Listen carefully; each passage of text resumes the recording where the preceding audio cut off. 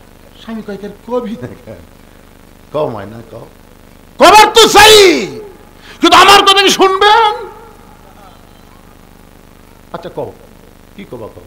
তোমার বুড়া বাপ আর বুড়ি মা আমার কলজাতে আগুন ধরে দিছে, আমার কলজার মধ্যে আগুন ধরে দিছে। তুমি যখন চাকরির যাও, ব্যবসার যাও, এই বুড়া বুড়ির ফ্যাসিলিটিতে আমি আর বাড়ি থাকবার পারতেছি না। তুমি যদি তোমার বাপ মায়ের সাথে থাকবার চাও, তা আল্লাহ হস্তে আমাকে বাপের বাড়িতে পেটে দাও।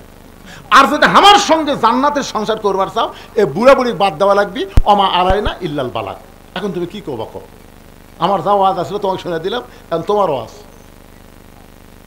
চিন্তা করি তো ভালো ওয়াজ করছে। এমন সময় আল্লাহর কোরআন, ওয়াকাযা রাব্বুকা আল্লা তা'বুদু ইল্লা ইয়াহু ওয়া বিল ওয়ালিদাইনি ইহসানা। আল্লাহু আকবার। কোরআন শরীফ সামনে এসে বলতেছে, এই আল্লাহর ইবাদতের পরে বাপ মার প্রতি ইহসান কর, দয়া কর, ভক্তি কর। এই যদি বউ তোর মরে দেয়, তুই সকালে মরলে বিকেলে বউ পাবি, তুই বউ ছাড়ে দে, আর কোনো মেয়ের অভাব নেই, আর একটা মেয়ে তোর বউ হবি। কিন্তু যে বাপ মায়ের বিরুদ্ধে তোর বউ ওয়াজ করলো, এই বাপ মা যদি মরে যায়, তুই কুটি পাবো? তুই কর না, তুই বাপ মা কুড়ি পাবো? তোর বাপ মার বিরুদ্ধে তো ওয়াজ করছিস তোর বউ, এই বউ মরে গেলেও বউ পাবো, ছাড়া দিলেও বউ পাবো। তুই কোনটা ধরবি রে? যেটা মরে গেলে পাওয়া যাবি না সেটাই ধর, আর যেটা পাওয়া যাবে ছাড়ে দে। তুই তখন লাভ দেওয়া উঠছে, বউকে এত গরম, তোর ব্যাগ কি আমি গুছা দেবো না তুই গুছাছ? তোর কিসের ব্যাগ? তুই বলে বাপের বাড়ি যাবো, তোকে আমি বাপের বাড়ি পাঠাচ্ছি, গাড়ি ডাকবো না, একটা গাড়ি আছে আমার কাছে। বউকে কি গাড়ি গো? বলে 3 তালাকের গাড়ি। তো 3 তালাকের গাড়ি তুলে তোর বাপের বাড়ি পাঠাবো। কি রে, তুই আমার বাপ মায়ের বিরুদ্ধে ওয়াজ করে পাকা খাবো? আমি সেই সন্তান না রে। তখন বউ দৌড়ে এসে পাও ধরে কয়, আমি আপনার পরীক্ষা করলাম, আসলে আপনি আল্লাহর ওলি গো। হায় হাই রে, মেয়া মানুষের বোঝা বড় তাই বারে। এই হাসিনা যে অভিনয় শিখাতে, বুঝলেন? হাসিনা ওই আবার কি করে, এই একটা টিস্যু লাই, ওর চোখত কিন্তু পানি নেই, ওর লাকত পানি। ঘিন্না লাগে, রে তোর চোখত পানি নেই, লাকত পানি। দেশের জন্য আমি কি করি, আমার কোনো কিছু দরকার নেই, আমার বাপ নেই, তোর কিছুই লাগবে না। এক আনুমানিক চুন্নি থেকে যে রূপপুর জেলা, ওখান থেকেই এই শালার বেটা হাসিনা আর ওর বোন 3 জন মিলে 55,000 কোটি টাকা এক জায়গার থেকে মারছে, এক জায়গার থেকে। কথা কন না কেন, কথা কন না কেন?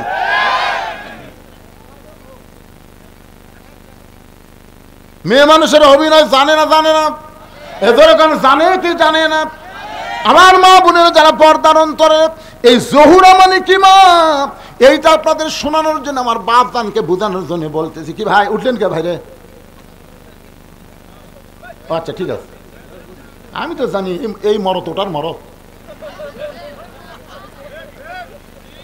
কি আমি চিনি না? আপনাকে এলাকাত কখন থেকে বাস করতেছি আপনি জানেন? আমার এমন একটা মোটর সাইকেল ছিল, দাওয়াত দেওয়ার সময় শর্ত দিতাম, ভাই আমি তো রাতের বেলা আসা পারবো না, মোটর সাইকেল সকালবেলা আমাকে 1/2 মাইল পেলা লাগবে, টাকা যা দিস দে, কিন্তু মোটর সাইকেল ঠেলা লাগবে, কারণ স্টার্ট লেয় না। এই শর্তের পর দাওয়াত দিলে দে। আপনাকে এলাকাতে আছে মোটর সাইকেল স্টার্ট ধরে না ভাই রে, ঠান্ডায় খেলে জুমে আছে। আমি সেই বক্তারে পাগলা, সেই সময় থেকে আর আমার অসনে। হ্যাঁ কি দোস্ত, ঠিক নাই? আপনাদের বোর্ডের হাট একবার আসছিলাম, পানি হলো। হ্যাঁ সবার জন্য সেই পাইকারি হারে দেওয়া হবে আজকে।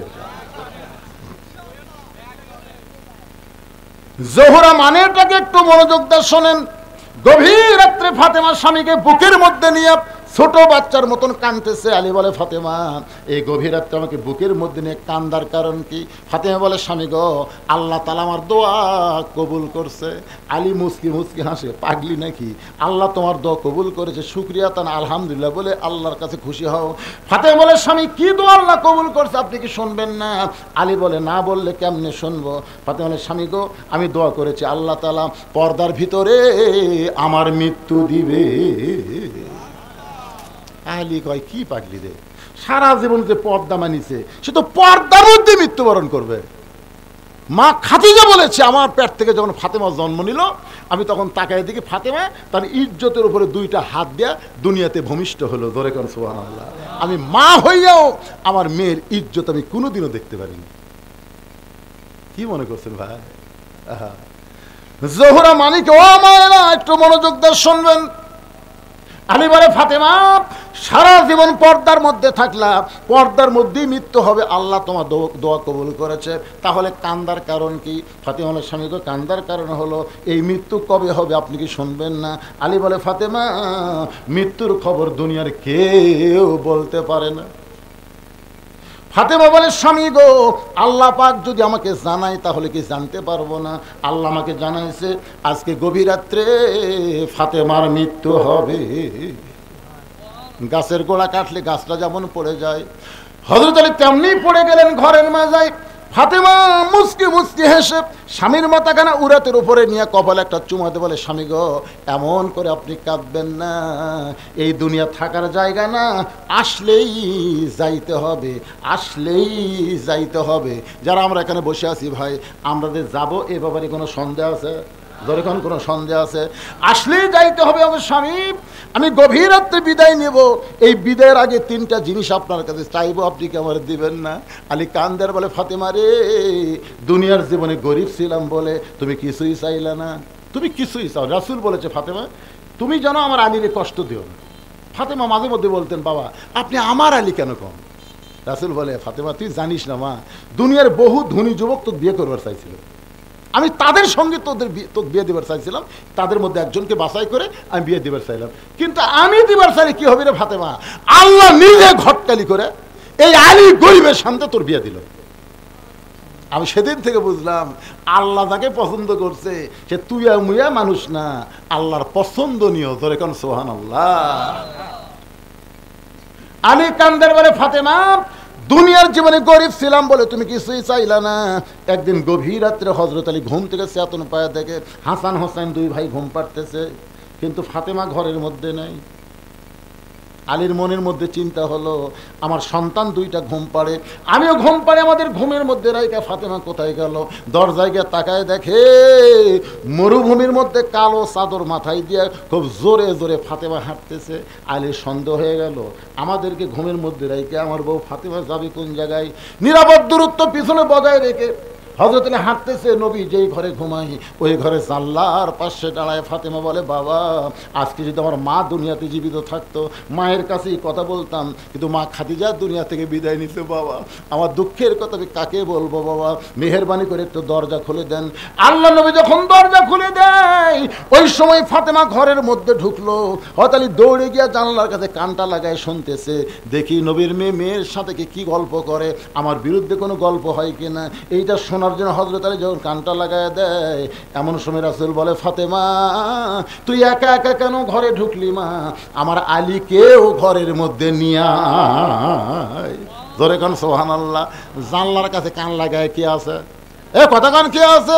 রাসূল বলে, ফাতেমা তুই একা একা কেন ঘরে ঢুকলি? মা আমার আলীকেও ঘরের মধ্যে নিয়ে আয়।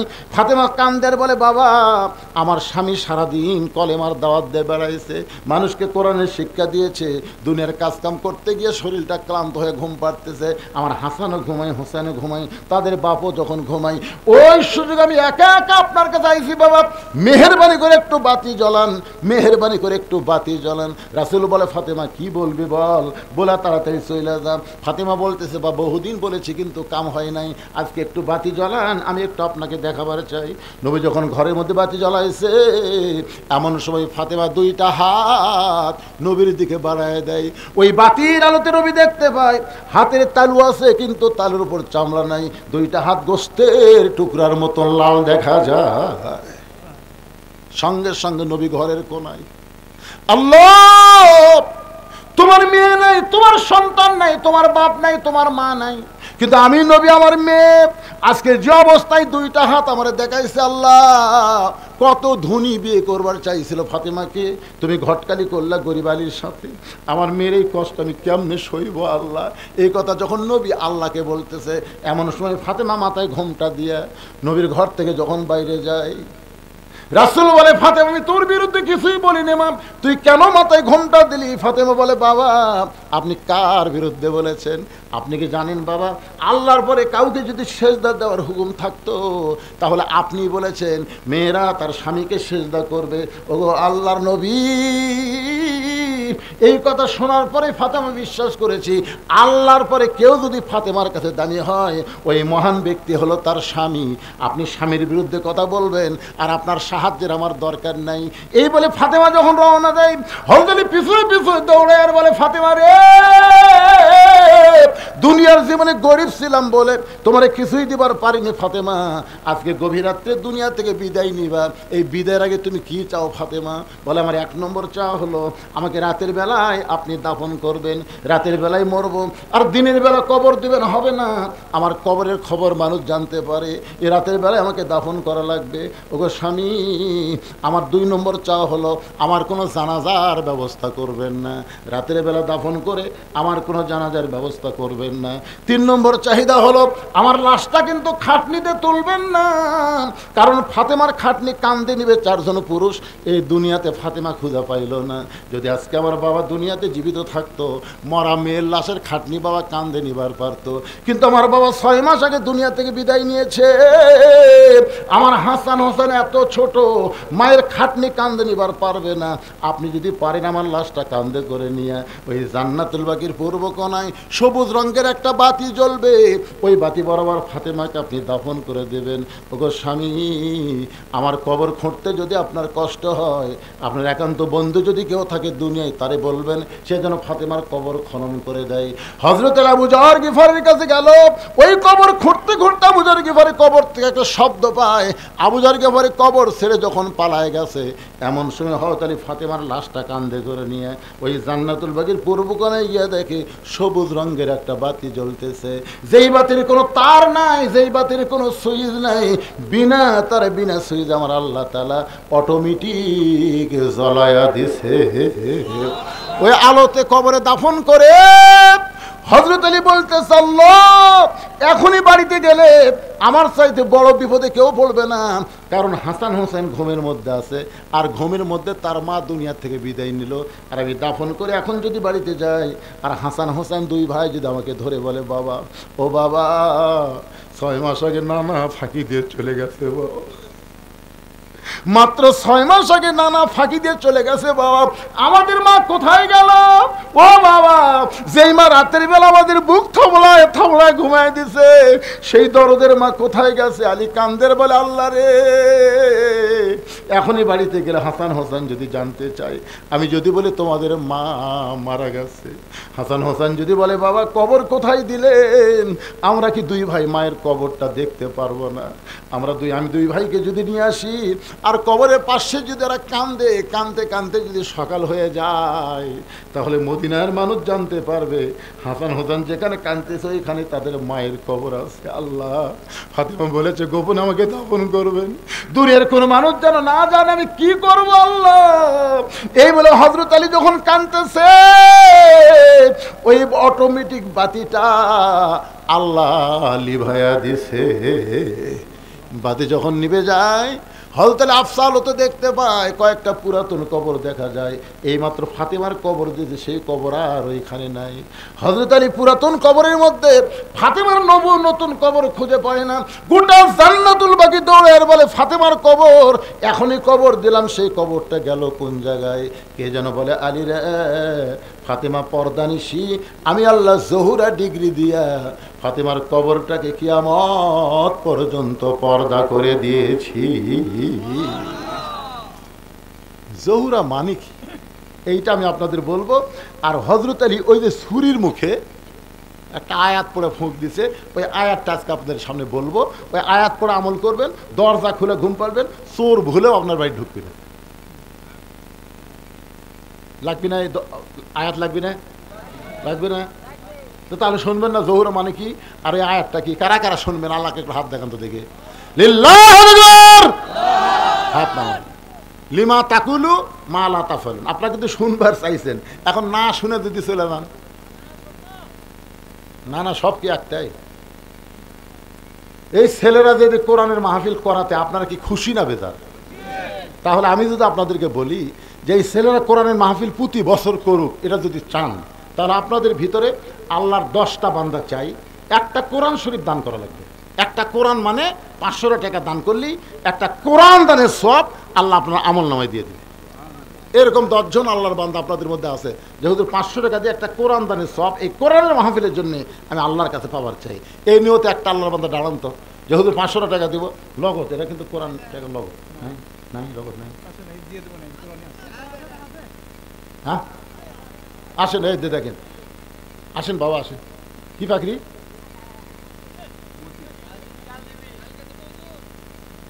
না কাল গেল লগত।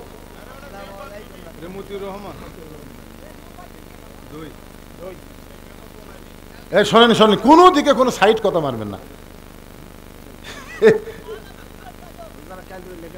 আপনি কোন তো আওয়ামী লীগ করার পরেও চেয়ারম্যানে আছে, মেম্বারে আছে, পলায়নি। তারা কি? তারা আমাকে ভাইরে পাগলা, এরা আমাকে ক্ষতি করেনি, এরা কোনো মানুষকে কষ্ট দেয়নি। ধরে কোন কথা কর না, খায় ঘরের তলে কে রে কলা খাইনি, তো কলা খাওয়ার কথা বুঝি আমি? খালি বলছে একদল খাইয়ে গেছে আর একদল খাবি। কারা কারা গরম হচ্ছে? কোন কারা কারা গরম হচ্ছে? যারা খাবি তারাই তো গরম হচ্ছে। ধরে কোন কথা ঠিক না? আজারি সাহেব কি করছে? একদল খাচ্ছে, একদল খাওয়ার জন্য দাঁড়িয়ে আছে। সেটা কোন দল? নাম কছে কথা কয় না, নাম কছে ঘরের মধ্যে কে রে? আমি কলা খাইনি। কলার কথাই ওঠে নির পাগলা। আমি একটা কোরআন শরীফের দাম চাই, আর আমার এই ভাইজান 2টা কোরআন শরীফ বাবদ আল্লাহ 1000 টাকা দান করে গেল। এই সুযোগে দেখেন কয়টা হলো বলেন ভাই। আল্লাহ আর একজন বান্দা কোরআন বাবদ 500 টাকা দান করে দিল। আল্লাহ দানকে কবুল করেন। ছেলেরা খুবই আমাকে বলছে, রায়হানুল ইসলাম কোথায়? কুটি গেছে রায়হান, কুটি। এ বাবা আসো তো, ময়না পাখি। আমরা খুব লসে আছি। কিন্তু কিসের লস? এরা কোরআনের মাহফিল করে যে লস খায়, তাহলে গান বাজনা করবি রে? আপনাদের পকেটে টাকা আছে, একটা কোরআন শরীফ দান সবচাইতে বড় দান। একটা কোরআন বাবদ 500 টাকা দিয়ে পারবেন না? তার টাকা আছে। আল্লাহ যেন 1 বছর ডাক্তারের কাছে না লিয়া যায়, পারে কি পারে না? ধরে কোন সবচাইতে বড় দান একটা কোরআন, কোরআনের মাহফিলের জন্য একটা 500 টাকা দিবেন, একটা কোরআন দানের সব পাবেন। কেরে পিছন থেকে একজনও চেতে না, কেরে টাকা নাই, বাকি সালে তো বহু দিবেন, পরে আদায় করতে কষ্ট হবে। পাওয়া যাবে, এই লিখলে পাওয়া যাবে। রায়হান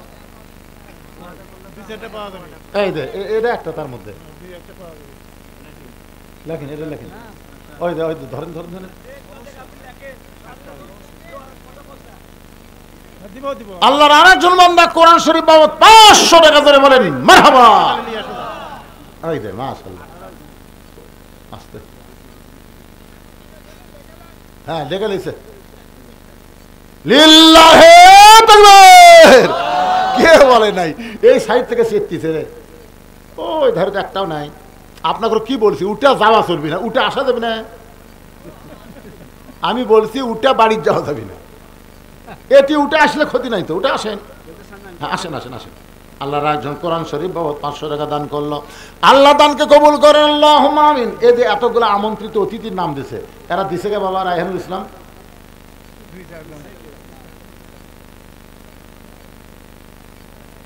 সবাই দেয়নি, 2-4 জন দিছে আলহামদুলিল্লাহ। যারা দেয়নি তারা দিবেন। সেটা বড় আশা করে আপনাকে নাম দেয় বিজ্ঞাপনে। আর ফাঁকি দেন, ফাঁকি দিবেন না। যদি থাকেন দিবেন। কয়টা হলো? মাশাআল্লাহ, একটা আসতেছে নাকি দেখি তো। মাশাআল্লাহ, লিল্লাহি তাকবীর। 10টা হয়ে গেছে। আপনারা কি মনে করছেন পাওয়া যাবে না? হ্যাঁ, আর একটা কোরআন শরীফ আছে, ওটা হাফিজি কোরআন শরীফ না, এটা হলো আমরা সাধারণ লোকেরা পড়ি, মাত্র 200 টাকা হলেই পাওয়া যায়। এরকম 10টা কোরআন শরীফ 200 টাকা করে। কোরআনের মাহফিলে 10 জন আল্লাহর বান্দা চাই, মাত্র 200 টাকা। ভাই একটা 200 টাকা দিবেন, একটা কোরআন দানের সওয়াব আল্লাহ আপনার আমল নামায় দিয়ে দিবেন।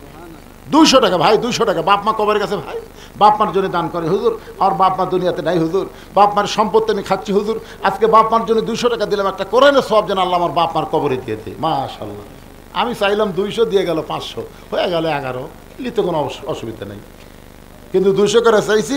এই 200 চাও মাত্রই মুরব্বী লাভ দিয়ে উঠছে, আমি দেখছি খেয়াল করে। কেবা কত দিলেন? 300? কে 100 বেশি দিলেন কে? মাশাআল্লাহ, খুশি হয়ে 200 টাকা 300 দিচ্ছে, এরা খুশি হয়ে দিচ্ছে আর এরা চেতিছে না পারে। মাশাআল্লাহ। আর একটা কোরআন শরীফ 500 টাকা চলে আসছে, 200 করে এই জায়গায় রাখবো, 200 চাইছি 10টা, পায়ে গেলাম 2টা, আর একটা চলে আসছে 200 টাকা, আল্লাহ 3টা হয়ে গেল, আর মাত্র 60টা। আল্লাহ 60টা জাহান্নাম হারাম করে দিও, আল্লাহ 7 জন আল্লাহর বান্দাকে পাঠায় দাও। কত টাকা কত হলে মায়েদের কাছে গেলে পাওয়া যেত, মায়েদের কাছে যাবি কে, এরা খুবই দেয়। আছে লোক আছে, এ মায়েরা 200 টাকা দিলে একটা কোরআন শরীফ দানে সব পাওয়া যায়, মা দিয়ে দেন। এরা গান বাজনা না করে কোরআনের মাহফিল করতেছে, খুশি হয়ে দান করবেন। দানকারী গো পিতা মাতা সুখে রাখো কবরে, নূরের টুপি পরাইয়া উঠাবেন হাসরে। লিল্লাহ চাইছিলাম 200, দিয়ে গেল 1000, তার মানে বোঝা গেল একাই 5টা দিল, এই 3টার সাথে 5টা যোগ হয়ে গেল কয়টা? 8টা। আর পেলাম 1টা, হয়ে গেল 9টা, আর লাগবে 1টা, 200 শেষ। না ওইলা থমতো 500 থমতো, কি একটা কার মধ্যে কি ঢুকে এতে হয়ে গেছে। আবার কি আল্লাহর 20 জন বান্দাকে খালি 100 করে টাকা দেবেন। যখন 100 করে টাকা কোরআনের জন্য আমরা 100 করে টাকা দান করলাম, ভাইজান পকেটে টাকা আছে দেন। বিশ্বাস করেন, অনুনাজ্জিলু মিনাল কোরআনি মা হুয়া শিফাউ ওয়া রাহমাতুল লিল মুমিনিন, মুমিনদের যাবতীয় রোগের ঔষধ হিসেবে আল্লাহর কোরআন নাজিল করেছে। জোরে কান সুবহানাল্লাহ। দেন কোরআনের মাহফিল 100 করে টাকা দেন, 100 করে টাকা। এদের ছোট বাচ্চা দৌড়ে আসতেছে, ওইটাই হাজত পাবি। কি বিপদ রে, কার হাতে কি দিল রে, তার তরি ছেড়ে নাকি রে, এই সব ছাড়লো রে। মাশাআল্লাহ, 20 জনের মধ্যে একবারে পাওয়া গেল 2 জন। দেন দেন দেন, এটি হোক। আল্লাহ আব্দুল্লাহ দিয়ে গেল 100, হয়ে গেল 200, 2 জন হয়ে গেছে। আর একজন আল্লাহর বান্দা দিল, আল্লাহ একাই 500 কে পারে, খুব চেতিছে রে। 20 জনের মধ্যে একজনই 500 দিয়ে 7 জন হয়ে গেল, আর মাত্র 13 জন লাগবে। ওই টাকা দাম রিথন না, আপনি কি বুঝতেছেন? সবের কার বেটা? মেম্বরের বেটা। 100 টাকা দিয়ে গেল, হয়ে গেল 8টা, হয়ে গেছে 8টা। আর একজন আল্লাহর বান্দা 100 করে 10টা, আর একজন 200, আল্লাহ আর একজন 200 দিয়ে হয়ে গেল, হয়ে গেছে আর একজন 200। মাশাআল্লাহ, সুবহানাল্লাহ। খালি মরদের মধ্যে কামাই হলো রে, মেয়েদের মধ্যে কি হলো রে? 200 100 করে দান করলো, যারাই দান করলো, এখনো যারা করবে, আর গণনার মধ্যে না। আল্লাহ যারাই যে নিয়ত করে দান করবে, আল্লাহ সকলের দানগুলোকে আল্লাহ আপনি জান্নাতের বিনিময়ে কবুল করেন। জোরে বলে আমিন। এ দুনিয়া রবে না কো চিরকাল, একদিন ভাঙবে রে বাজার। কোরআনের মধ্যে একটা আয়াত আছে, যে আয়াতকে বলা হয় আয়াতুল কুরসি। আপনারা বলেন তো কুরসি মানে কি? কুরসি মানে কি? চেয়ার। 100 জন মানুষের মধ্যে একজনকে যখন আপনারা চেয়ার দিবেন, সবাই জানে চেয়ারে বসা মানুষটা সম্মানিত মানুষ। কোরআনের যত আয়াত আছে তার মধ্যে আয়াতুল কুরসি হলো সবচাইতে আল্লাহর কাছে সম্মানিত আয়াত। এই আয়াতুল কুরসি পড়ে হযরত আলী ওই ছুরির আগায় ফুঁক দিলেন। আয়াতুল কুরসি পড়ে আপনি বুকে ফুঁক দিবেন, কোনো ভয় ভীতি আল্লাহ আপনার কলিজার মধ্যে রাখবে না। আয়াতুল কুরসি পড়ে এক মুষ্টি বাড়ির মধ্যে ফুঁক দিয়া ওই বালুটা বাড়ির চারিধার ছিটায় দিবেন, চোর ডাকাত আপনার বাড়িতে আসবে না। আয়াতুল কুরসিকে বিশ্বাস করতে হবে, কারণ বিশ্বাসে মিলাই বস্তু তর্কে বহুদূর। বিশ্বাস করা লাগবে ভাইজান। আল্লাহর আরও কিছু বান্দা দান করেছে, আল্লাহ সকলের দানকে আল্লাহ আপনি কবুল করেন। জোরে বলে আল্লাহুম্মা আমিন। জোহরা শব্দের অর্থ হলো মুনি মুক্তা। মুনি মুক্তা কিন্তু উপরে পাওয়া যায় না, পাইতে গেলে কিন্তু ডুবতে হবে। ডুবতে ডুবতে ডুবারু হয়ে এমন একটা জায়গায় পৌঁছে যাবেন, যে জায়গায় গেলে মুনি মুক্তা পাওয়া যাবে। ফাতেমাতুজ জোহরা এমন পর্দানিশী ছিলেন, এমন পর্দানিশী ছিলেন বাজান গো, তাকে আল্লাহ জোহরার সঙ্গে তুলনা করেছে। আপনারা দেখবেন একটা ছাগল নিয়ে যদি আপনাদের এখানে যে জায়গাটা আছে, কি জায়গাটা, বোর্ডের বাজার যদি প্রদর্শনী হয়, একটা ছাগলের প্রদর্শনী হবে, একটা মানুষও কিন্তু সেই ছাগল দেখবার যাবে না। আর যদি বলে হরিণীর প্রদর্শনী হবে, সবাই দেখতে যাবে। ছাগল যেখানে সেখানে ভ্যা ভ্যা করে, এই জন্য মানুষের কোনো আকর্ষণ নাই। আর হরিণী জঙ্গলের মধ্যে গোপনে পর্দায় থাকে, এই জন্য মানুষের আকর্ষণ বেশি।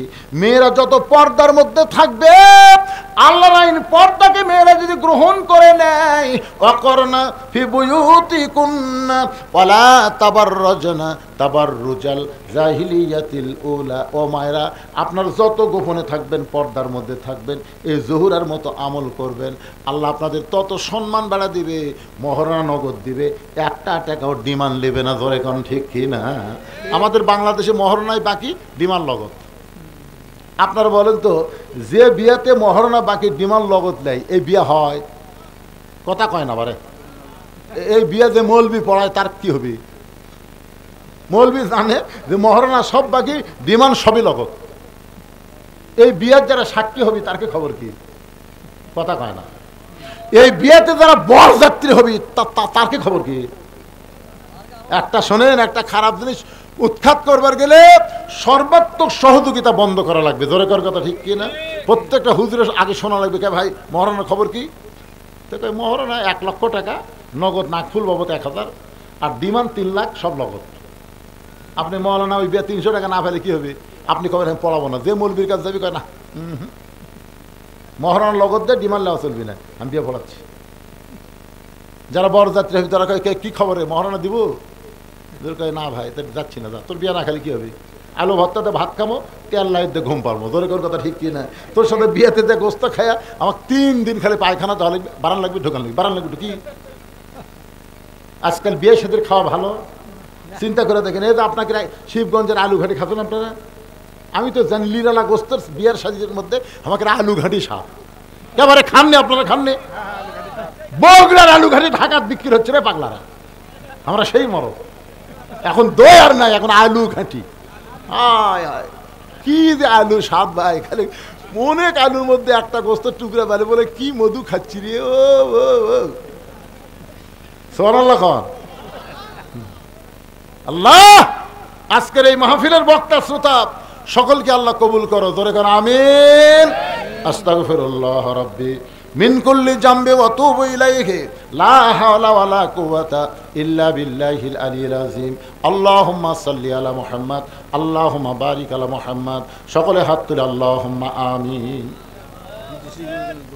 আল্লাহুম্মা আনতাস সালাম ওয়া মিনকাস সালাম, তাবারাকতা ইয়া যাল জালালি ওয়াল ইকরাম। আল্লাহ তাআলা কঠিন শীতের ভিতরে ল্যাপটসকে বাদ দিয়া তোমার পাগল বান্দারা খেরের মধ্যে বসে, ঠান্ডার মধ্যে বসে আল্লাহ ঘন্টার পর ঘন্টা আলোচনা শুনে রাত 12টার সময় রহমতের দরজায় ফকির হয়ে দোকানে হাত তুলেছে। আল্লাহ মেহেরবানি করে আজকের মাহফিল আমাদের সকলের হিদায়াতের জন্যে, নাজাতের জন্যে, জান্নাতের জন্যে কবুল করো।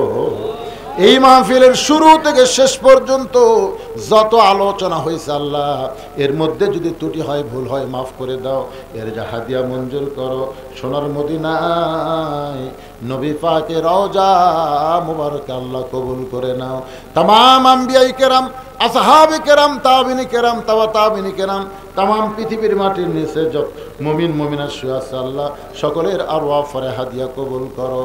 আল্লাহ গো, আমরা যারা হাত তুলেছি, আমাদের জনম দুঃখনী মা যাদের খবরে গেছে আল্লাহ মেহেরবানি করে মায়ের কবরকে জান্নাতের টুকরা বানিয়ে দাও। বাবার বাড়িঘর সবই আছে, দরদের বাবা যাদের কবরের ঘরে চলে গেছে আল্লাহ মেহেরবানি করে বাবার কবরকে জান্নাতের টুকরা বানিয়ে দাও। আমাদের দাদা দাদি, নানা নানি, আত্মীয় স্বজন, শ্বশুর শাশুড়ি যাদের কবরে গেছে আল্লাহ কবরবাসীদের মাফ করে দাও। আল্লাহ এই ভান্ডার পাইকা উত্তরপাড়ার যুব সমাজকে 5 ওয়াক্ত নামাজি হিসেবে কবুল করে নাও। আয় আল্লাহ তাআলা খাস নাম অত্যন্ত মহব্বতের একটা ছেলে আল্লাহ, নানা নির্যাতনের ভিতরে থেকেও আল্লাহ তোমার কোরআনের সৈনিক ছিল। তাই ইসলামকে আল্লাহ তুমি কবুল করো, তার পরিবারের প্রতি রহমত বরকত নাজিল করো। আমার রুহুল আমিন ভাই আজকের মাহফিলের সম্মানিত সভাপতি আমার হাফেজ সাহেবকে আল্লাহ তুমি কবুল করে নাও। যে যুবকেরা কষ্ট করে মেহনত করে এত সুন্দর আয়োজন করেছে, এই যুবকগুলোকে আল্লাহ জান্নাতের যুবক, কোরআনের সৈনিক হিসেবে কবুল করে নাও। আজকের মাহফিলে যারা সর্বাত্মক সহযোগিতা করলো, বুদ্ধি দিয়ে, অর্থ দিয়া, সাহায্য দিয়ে আল্লাহ সকলের এই সাহায্যকে আল্লাহ সর্বাত্মক কবুল করে নাও। আল্লাহ গো, আমরা কোরআন শুধু ওয়াজ শুনবো না, বাংলার জমিনে কোরআনের শাসন দেখতে চাই। একটা বারের জন্য হলো আমাদেরকে দেখার তৌফিক দিয়ে দাও। আল্লাহ আমি গুনাহগার বলে দোয়া ফিরাই দিও না আল্লাহ। এতগুলো মানুষের মধ্যে যার দুই খানাত কবুল করো, সেই দুইটা হাতের ওসিলে আজকের মাহফিলকে আল্লাহ তুমি কবুল করে নাও আল্লাহ। আয় আল্লাহ তাআলা, আমার মা বোনেরা পর্দার অন্তরালে বসে বসে ওয়াজ শুনেছে আল্লাহ, আবিদা সালিহা পর্দার সে কবুল করে মা ফাতেমার চরিত্র দান করে দাও। আমি অসুস্থ, আমার মতো অসুস্থ হয়ে যারা হাত তুলেছে আল্লাহ, সবাইকে সুস্থতার নিয়ামত দান করে দাও আল্লাহ। আজকের মাহফিলের সম্মানিত সহসভাপতি, সম্মানিত প্রধান অতিথি, বিশেষ অতিথি, সম্মানিত অতিথি, আমন্ত্রিত অতিথি আল্লাহ সবাইকে কবুল করে নাও আল্লাহ।